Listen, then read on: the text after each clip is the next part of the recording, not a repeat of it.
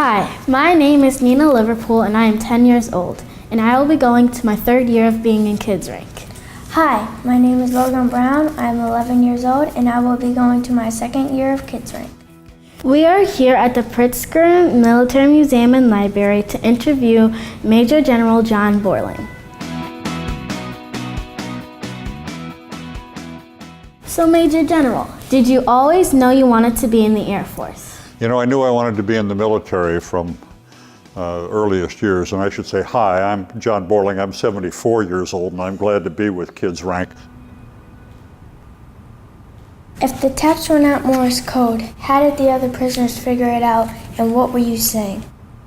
Well, it was a very complex circumstance, especially in the early years, where communication between prisoners was forbidden and punished very severely. They hurt you if they caught you communicating. And so since we were alone or in semi-isolation, maybe with one or sometimes two people in the early years, and we wanted to keep a chain of command, we wanted to keep an organization, we wanted to be able to use time as well, we developed this tap code, which is a matrix of the alphabet, A through E, and then F through J with K out there. And you simply arrange the alphabet in 5 rows and 5 columns. Do you still remember the code? You know, I do remember the tap code. Well, we happen to have a pretend wall here. You brought a wall along, huh? Well, okay. And what would you like me to do with this? Tap something. Tap something. Okay, how about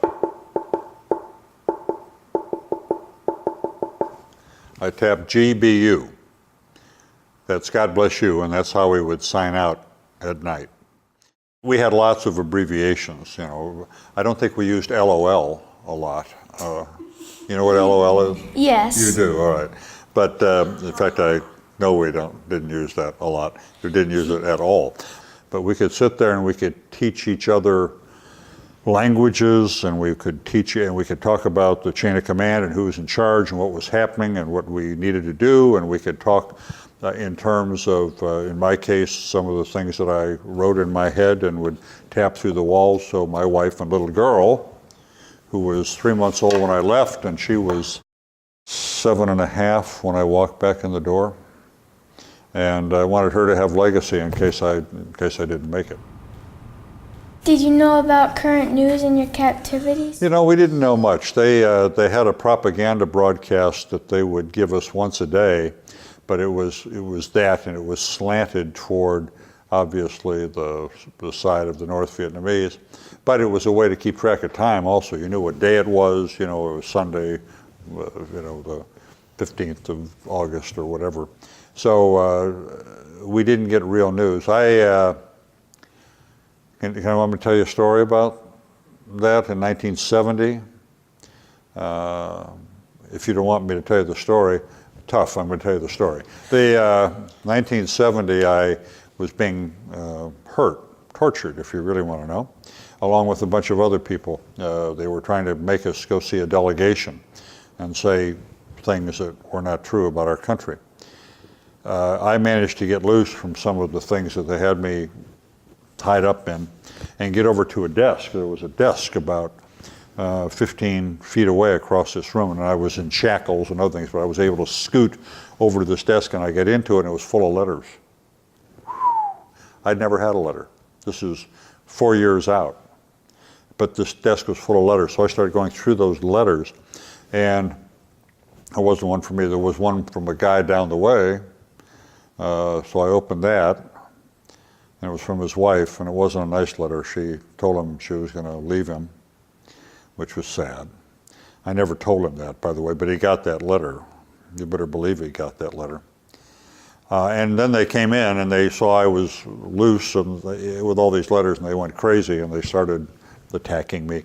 And as they were ripping this stuff out of my hands, the last thing they ripped out of my hands was an envelope with a stamp on it, and the stamp was a man on the moon. We went to the moon, again, before you were born, 1969. This was a year later, asking you about current events, 1970, and I saw that stamp of a man on the moon, and that was the first time that we knew, talking about current events, and I was able to go back, okay? You know. That's we owned the moon, and it was a great morale booster for all of us for a long time. Years later, I can't tell you how much it meant to us that we were on the moon. I know you've earned a lot, and I mean a lot of ribbons. Yeah. In Kids Rank, we earn our ribbons for service. Mm-hmm. What kind of ribbons do you have? We call them ribbons, and there are ribbons, but they're military decorations. They're medals, if you will. And I was fairly highly decorated, had 30 or 40 awards. Frankly, I never kept track, but the ones that matter to me the most, I have a Silver Star, which is the third highest combat award for valor. I have a Purple Heart for being wounded a couple times. In fact, I've got multiple Purple Hearts. I've got 3 Bronze Stars and a V for valor, and those mean a lot. Was it hard to adjust back to your home routine after you've been away from home 7 years? Adjustment is always difficult. When you change schools, when you change duty stations, when dads come back or moms come back after being away, it seems like all of life is adjustment. So this adjustment after being away for 7 years was common to all those other adjustments that you make in life, but it took us longer to put things back together. Not so much in the flying career, but in the family career. You know what my daughter wanted me to do? The one who was 7.5? She had a dream. If you had a dream about your dad who was away, I know your dad is on the West Coast serving, and he comes home from time to time, but your mom and your dad are ensuring that you have a stable upbringing here in Illinois and out at Great Lakes.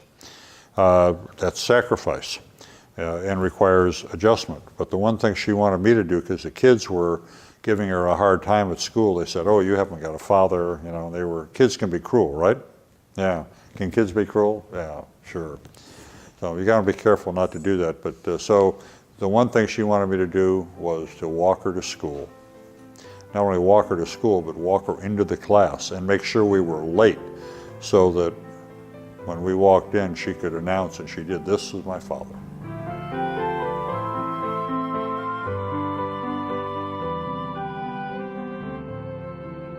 My dad at one point was gone for a year. Mm-hmm. I knew where he was. I knew that he was okay, but I still felt down.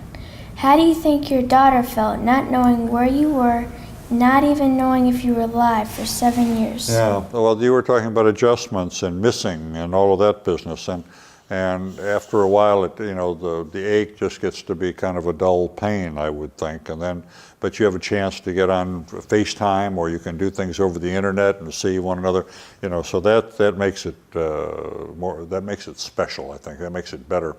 But the absence of the family unit, that's a big deal. And I know it hurt my daughter, but I've got a very good wife, and she worked hard at making sure she had a close bond with that daughter, which endures to this day.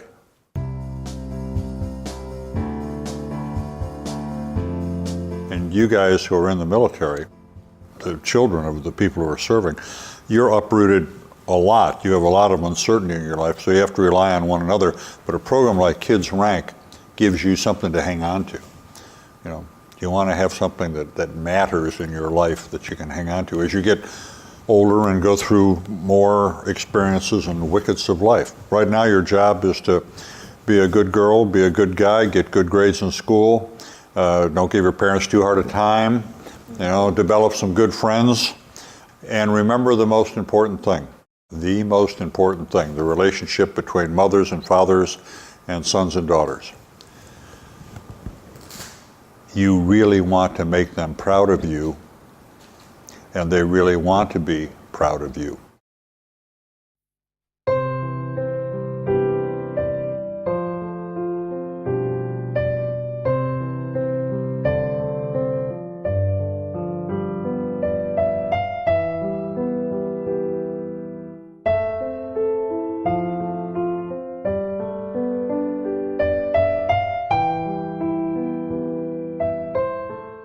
We would like to thank you for the time today in answering all of our questions. We would also like to thank the Pritzker Military Museum and Library.